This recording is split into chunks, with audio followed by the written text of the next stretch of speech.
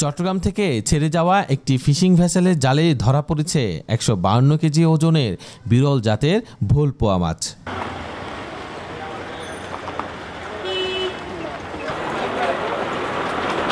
5 foot লম্বা দৈত্যকার মাছটি fishing vessel থেকে 1.5 লাখ টাকায় কিনে শনিবার দুপুরে সদরঘাট বাজারে আনার পর হইচই পড়ে যায়।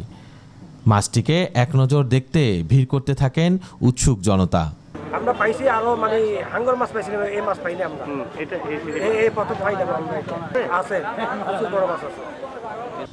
চট্টগ্রামের সদরঘাট স্ট্যান্ড রোডে সামুদ্রিক মাছওয়ালা এএস এন্টারপ্রাইজে বিশাল আকারের 152 কেজি ওজনের একটি ভোল মাছের প্রদর্শনী ও মাছটির কাটিং দেখতে এলাকার মানুষেরা ভিড় করেছেন।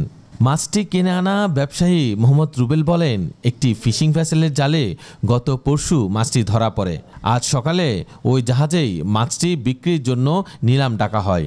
সর্বোচ্চ দাম দিয়ে মাছটি আমরা কিনে নিই।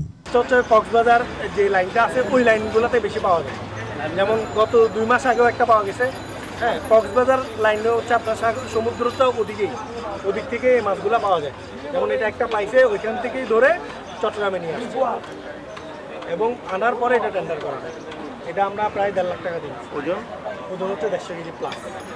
এটা বিক্রি করতে বলতে এটা আমরা কাটিং করে তারপর সেল করি। এত বড় ভোল মাছ সচরাচর পাওয়া যায় না।